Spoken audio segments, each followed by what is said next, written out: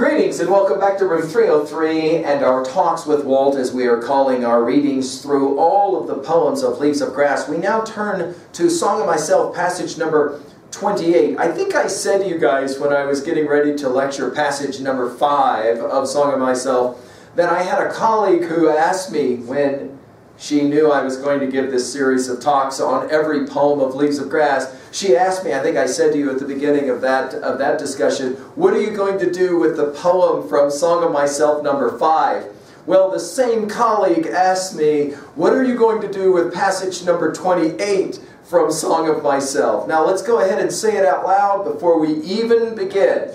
Without question, this is one of the most controversial passages in all of American literature and world literature, as a matter of fact. So as we come to it, we want to pay full attention, and we obviously want to do this very respectfully. Now, the great poet of the 20th century, Carl Shapiro, said that this is one of the greatest moments of poetry, in all of poetry. So let's go ahead and get it out of the way. Very controversial, but we'll say as well, extremely amazing. Now, just to review, we have said that sections 26 through 38 of Song of Myself are in many ways the poet's microscopic vision, scholars have sometimes said, of moving from the ordinary to the mystical. There will be, I think, no better example of this than passage 28, although sometimes considered a crisis passage as well, as we get into what exactly it is that's going on. The great critiquer of and lover of Whitman, Harold Bloom, has assisted me in thinking about this as, I think, a powerful passage and an example of what he calls crisis.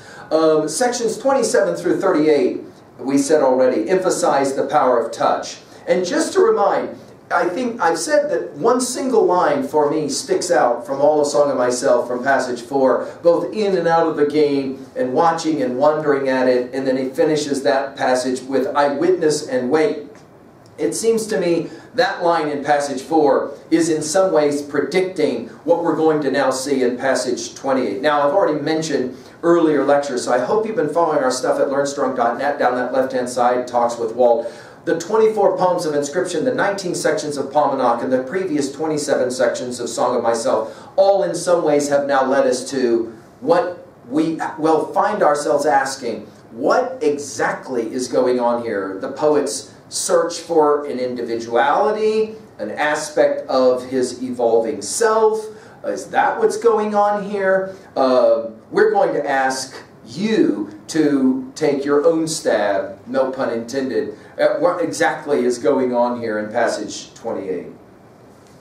Is this then a touch, quivering me to a new identity? Flames and ether making a rush for my veins? Treacherous tip of me, reaching and crowding to help them. My flesh and blood playing out lightning to strike what is hardly different from myself.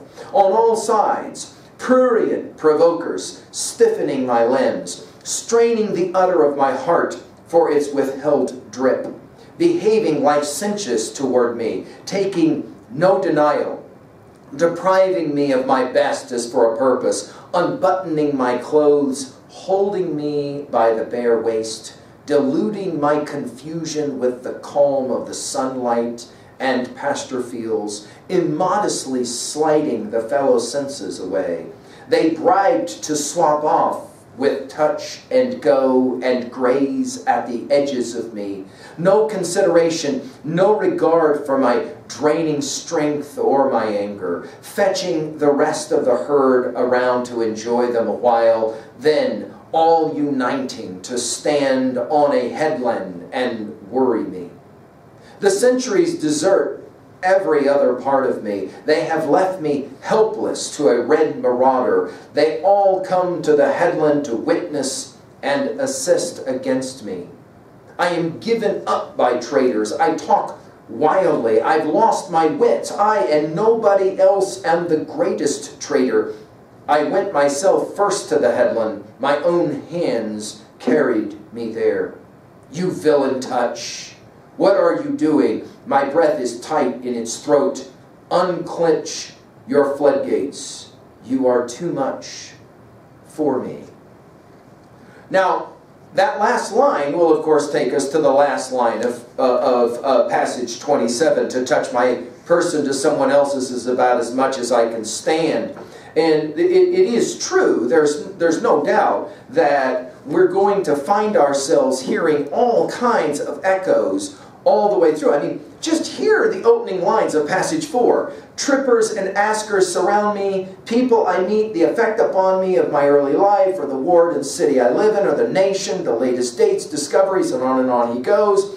Apart from the pulling and hauling stands what I am. Again, this is the passage 4 that we've already covered. Stands amused, complacent, compassionating, idle, unitary, looks down, is erect, or bends an arm on an impalpable certain rest, looking with side-curved head, curious what will come next. And then there's our line, both in and out of the game and watching and wondering at it. I think that when we turn then to this passage right away, we begin to ask ourselves, what exactly is going on? And note the irony. We'll begin with a rhetorical question. Is this then a touch?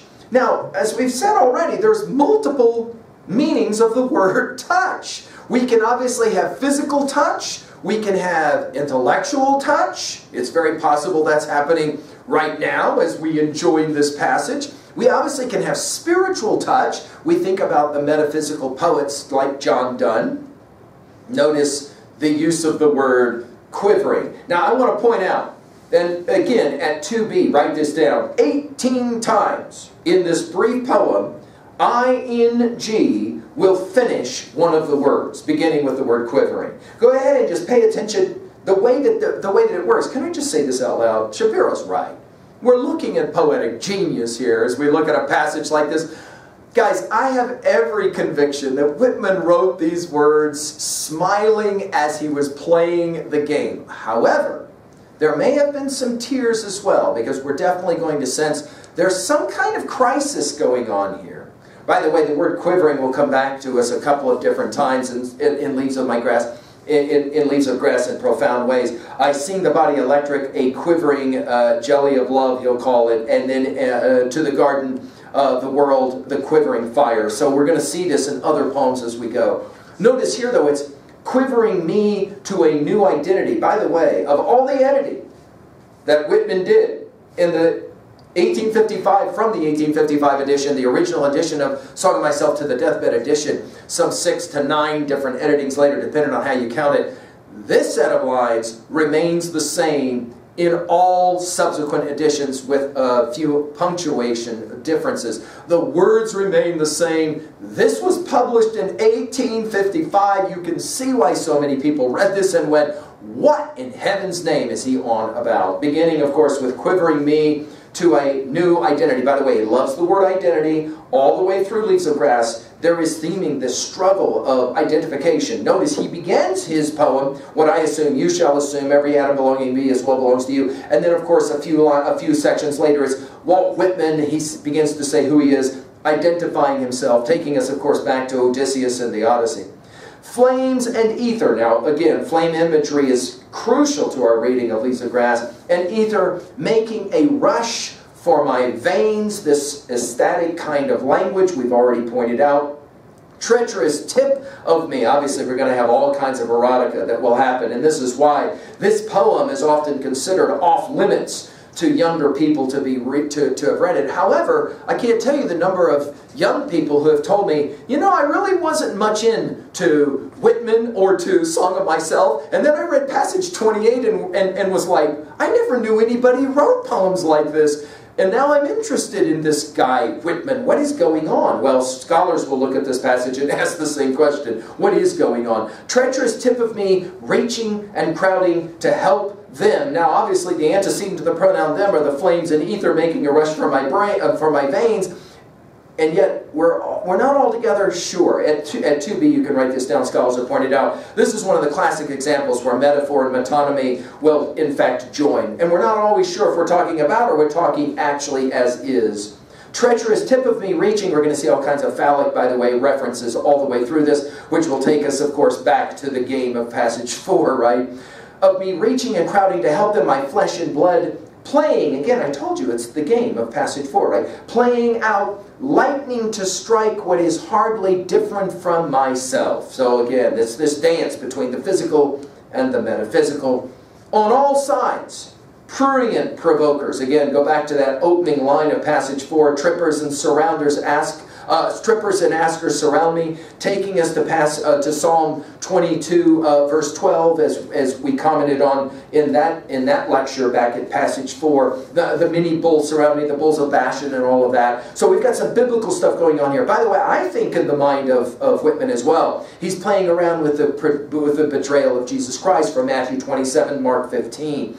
On all sides, prurients, interested in sexuality. Prurient provokers, stiffening my limbs, straining the udder. It's interesting he uses the word udder here. Notice that's a feminine reference, right? And yet you've got all this masculinity supposedly going on here. Straining the udder of my heart, for its withheld drip. Obviously, we have all kinds of sexual language here. Behaving licentious toward me, taking no denial. In other words, will not be pushed away. Later it's going to be this term worrying, right? Depriving me of my best as for a purpose. Now, it's true. You can go back and read all of the sonnets of Shakespeare and you can get a sense of this kind of sense of deprivation. Also some of the poems of Milton, we've given lectures on all of that. And then of course the poem becomes very much like passage 5, very direct, very sexual, very erotic, and yet, are we actually talking about a sexual act here, or are we talking about reading, or writing, or discovery of one's intellectual identity? Unbuttoning my clothes, holding me by the bare waist, of course it was the bare stripped heart earlier, right? Deluding my confusion with the calm of the sunlight and pasture fields. Some will simply read this as an exchange between two people. Others will read this as autoerotica or masturbation. You get to decide how you want to read this, okay? But certainly, Whitman knows exactly what he's doing with the next word, immodestly sliding the fellow senses away. The word immodestly, obviously, is brilliantly chosen to play games as he is doing it. They, now again, it's not altogether clear what the antecedent to the pronoun they is other than fellow senses. They bribed to swap off with touch and go, we saw this setting in Halling earlier, go and graze at the edges of me. In other words, the other senses decided to stand back and to allow for this to happen, or they themselves were hoping they could jump in for a bit of play as well. No consideration, no regard, notice the repetitions, for my draining strength. And then interestingly, I mean, draining strength is obviously, we can understand as sexual, but what's the next thing? Or my anger. Fetching the rest of the herd, which is interesting that he will use now animal language. We'll get to passage 32 and learning to live with animals later. Around to enjoy them a while, then all uniting, he's talking about maybe the senses here, to stand on a headland. 3 times we're going to get the use of this word headland, which obviously has some sexual referencing as well from promontory, right? Headland and worry me. Now, of course, this word worry is one of those favorites of Whitman, where it can have 2 meanings, right? To worry, to have anxiety, or to worry as in to nuzzle up. A pony that's worrying you might come up and nuzzle you, right? And worry me, okay?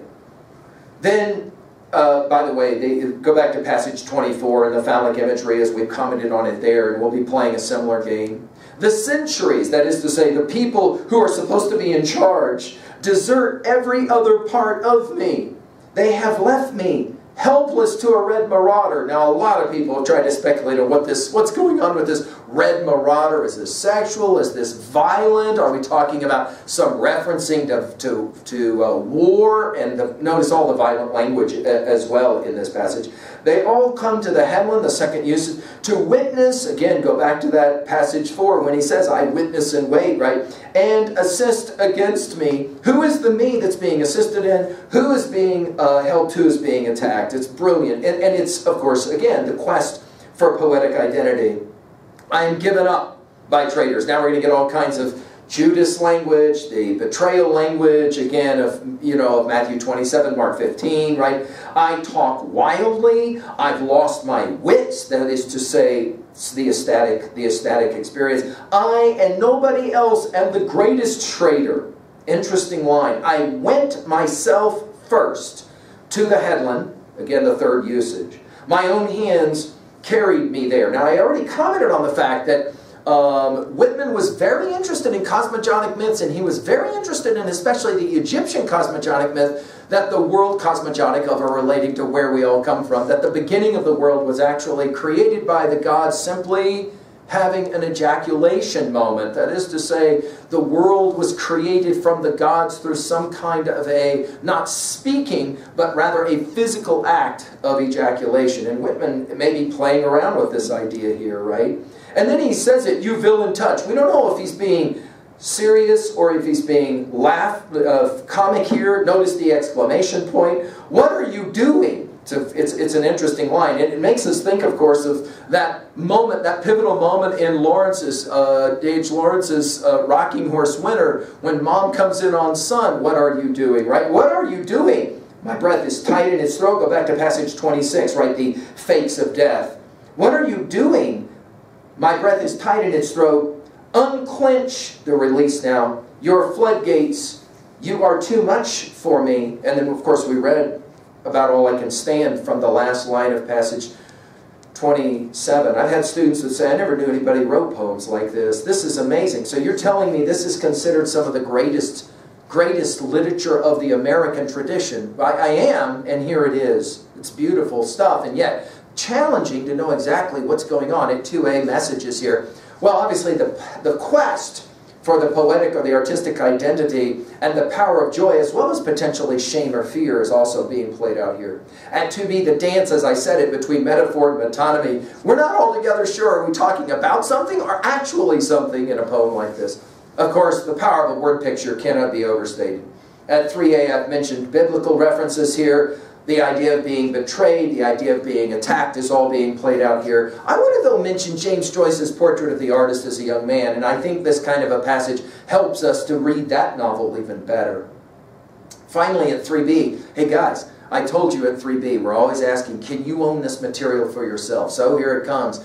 Now you are into it. This is Leaves of Grass. This is Song of Myself. And by the time you finish passage 28, you are definitely into Walt Whitman. But what's going on here? What do you make of this passage? You get to decide. And then we get to move on to passage 29, which obviously makes us wonder, if that was 28, following 27, what's up with 29? Thank you.